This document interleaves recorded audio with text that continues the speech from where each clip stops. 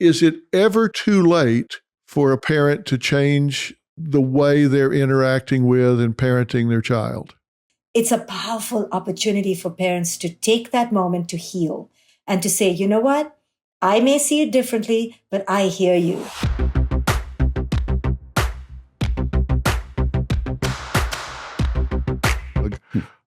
I'm talking about family values. It's Dr. Sophie's new book, Reset Trust, Boundaries, and Connection with Your Child. And he said he wouldn't have this book if it wasn't for me. And I'll tell you what he means by that. I hounded him and hounded him and hounded him some more to write this book because he's had 22 years experience as medical director at Department of Child and Family Services.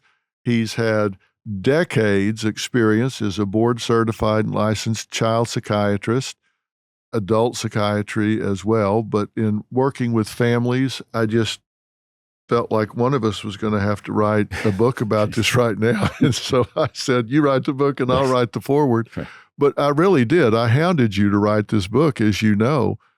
It's just fortuitous that it came out when it did after the pandemic, when I think families need this. But so bad. One of the things that I really like about this is you don't ever throw parents under the bus. You really believe that inherent in every parent, there are strengths and passions that they can build on.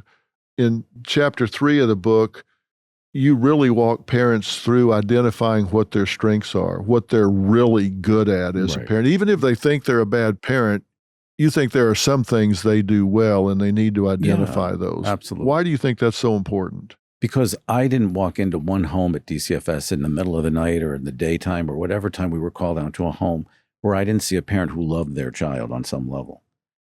Very rarely. I mean, if they were out of control from drugs, yeah, maybe. But other than that, they loved their kid and their kids loved them.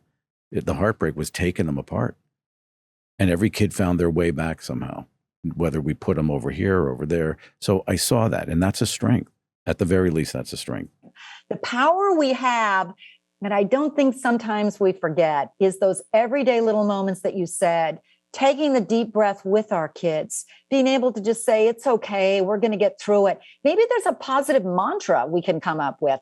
And if you say it enough, I know sometimes as a teen, you don't want to look like you're lecturing them, but if you say it enough and it looks like you're just saying it out loud, what happens is, I got it. Oh, I am frustrated. I'll get through it. Pretty soon, your voice becomes your child's inner voice, and they've got something to counter that negative. That's what I tell parents. I say, look, talk to your children about things that don't matter. Sports, a video game, the weather, the dog. So when it comes time to talk about things that do matter, you've got that channel open. The first time you talk to them, it's not about something of gravity, and they're going like, what is this? My dad's talking to me? No, you talk to them all the time. It's just now you've got the channel open and you're talking about something that matters. Talk about anything, just so the channel stays open, so when it's time to plug in something of importance, it doesn't seem so unusual. You've already got it going. And it's okay to do it while you're walking the dog. It's okay to do it while you're playing a game of horse. It's okay to do it while you're playing with dolls or something. They feel less conspicuous if you're doing something while you're talking about it. I think as a reaction from us, from our generation, where we waited for the bus, where we waited we had to go get our own food delivered. You know, we had to go and do the delivery ourselves. We never had this, door-to-door service. We didn't have Uber and Uber Eats and everything on our fingertips. I think our generation has now created all these apps or allowed them to come into fruition. And now our children have instant gratification and they can order their perfect meal at the age of 8, all by the click of these buttons on their phone. I think all of this has created an indulgence of material possessions and luxuries that have created a lethargy in our physical and emotional stamina. So we literally have no stamina. I mean, I watch my 20-year-old daughter have an epileptic fit almost if her Uber Eats driver got the wrong order. And I look at her absolutely flabbergasted, but knowing I am part of this creation where she cannot tolerate a bad order. And I tell her, get off your butt and cook your own food. How about that? Yeah. But I have done this. I have to take ownership, right? So our generation is quick to demean and slander this new generation as being too entitled and coddled, but we were part of this. As I say, I think we really write on the slate of who they are. We color their personality by what we allow them to do, what we reward, what we fail to reward. I think you're so right, and that's why I love this concept of the conscious parenting. I did a show on New Year's resolutions, which I'm not big on New Year's resolutions, but I think any time for any reason that you stop and say, okay, let me call time out here and focus on what it is that I want to achieve or do, whether it's March 18th or July 14th or whenever it is. I think it's always great if you stop and do that. But people ask me if I would recommend a resolution to somebody, and I said, yeah, I would, but it wouldn't be losing weight or exercising more or changing jobs or blah, blah, blah, blah. It would simply be who you are on purpose. Mm-hmm. Don't just wake up every day and react to what's coming through your front door or your phone or happening at work, but be who you are, do what you do, choose what you choose on purpose. That's what you're saying about parenting, is consciously choose what you're doing as a parent. Do this on purpose. Think about it. Consciously choose it. Right. And recognize that what I've said forever and ever is when you choose the behavior, you choose the consequences. We're seeing these consequences obtain in these children's lives later and later. Is it ever too late for a parent to change the way they're interacting with and parenting their child? No, of course not, because every new moment with your child is a new opportunity to forge a bond and a connection and to apologize and to take accountability. However, that adult child now is kind of, developed. So if we are looking to influence, again, it's those early 10, 15 years, and I'm being generous here, to really do the work. And I often tell parents, please do not have children if you don't understand that you are not having them so you feel better about yourself. You're not having them to show off on Facebook. This is not a trinket, a trophy, or a prize, or one more medal. This has nothing to do with you. This has to do with you willing to go on this adventure to raise this spirit as they need to be, not as you think they should be or how your parents did it. You have to really tailor the approach very intentionally. But in order to do that, you have to have attention, you have to have intention, you have to have focus, you have to have presence, which means you have to really be there. Many times parents will say, oh, I have 3 children or 4 children. And I often say, why? Why do you have so many children if you're so overwhelmed and so stressed? And they'll say, well, I had these children so my first child could have a family, could have siblings.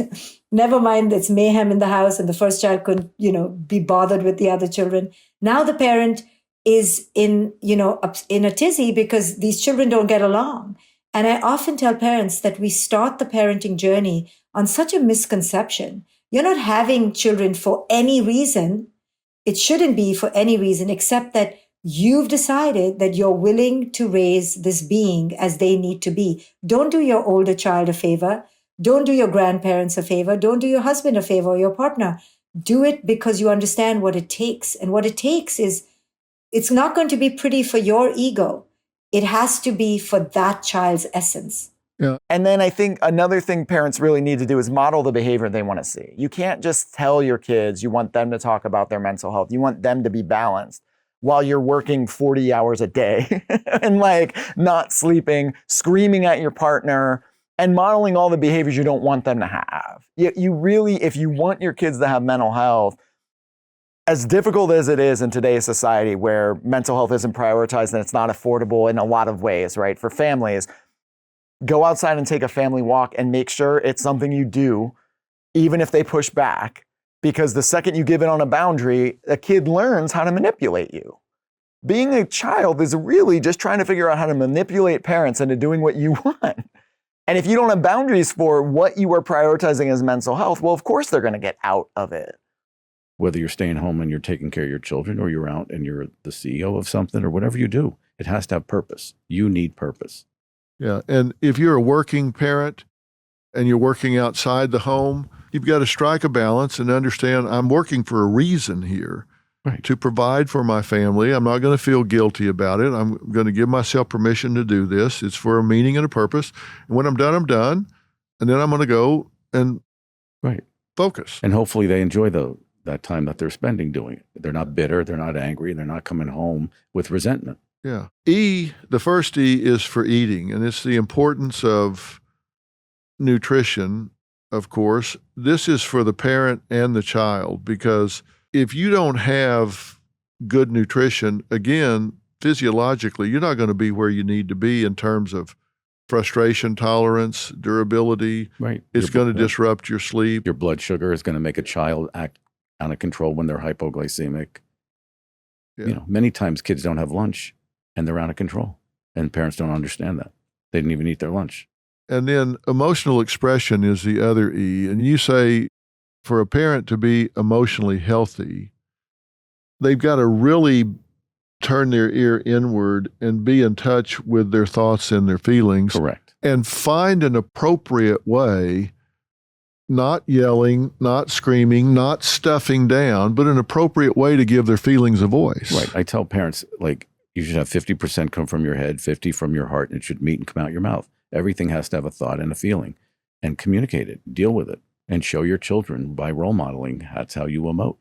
Yeah. Now, P is for play. And you say this doesn't get enough attention. I think particularly right now, with anxiety high, with depression high, loneliness at all-time high levels, it's important for people at any age, adults, if there's a grandparent in the home, there's got to be some time where you do some play because it's cathartic. It lets things go. It's self-soothing. You need the tools to be able to take care of yourself. Like when you have a child in a crib, you want them to learn to soothe themselves to sleep instead of having to, cry themselves to sleep. Well, you're teaching yourself with hobbies how to soothe yourself. That's why there are things you do by yourself, things you do with others. But on a rainy day, you need a soothing hobby. It's life-saving. It really is. Yeah. And some of that play that you do together, you just need some time to be kind of silly, Of course. with your kids. Right. If your kid tries to make you laugh. For God's sakes, yes. That's a gift. Yeah. They want to tell you how they love you. They want to tell you, am I good enough? Laugh. You're doing them such a world of good. Their self-esteem, their self-worth, and then they see you smile. Yeah, it takes 1,000 attaboys to erase one, you're not good enough. And you've got to ask yourself, what do your kids know about your family values? What are the things that we just don't do?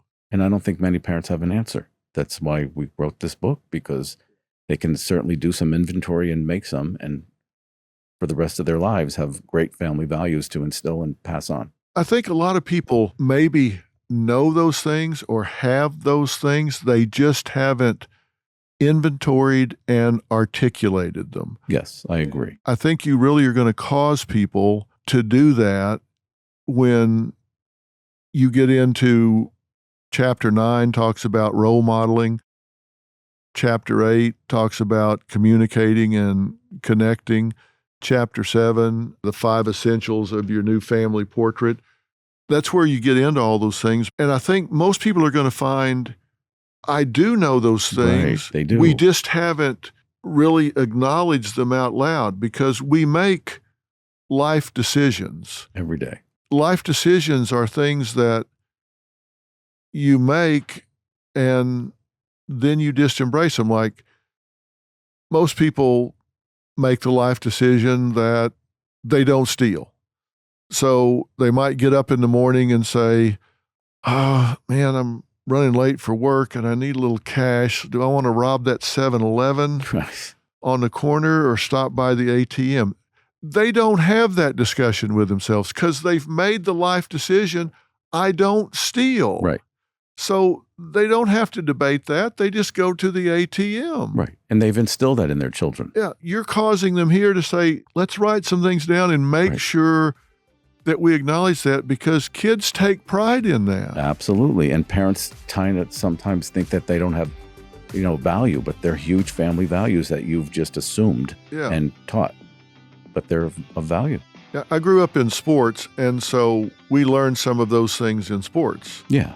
That we Yes. hustle, we Yes. give 100%, Yes. we support our teammates, we show up to practice on time. They're values that you learned as a team, so you incorporate those Right. things. That was important for me because my dad was a drunk, so he Yeah. didn't go into a lot of that kind of thing. So you get them somewhere, but parents can give those things to their kids. And they do a lot of times without even knowing, just Yeah. by role modeling. And you spell it out in here, and you're going to cause them to do these things on purpose.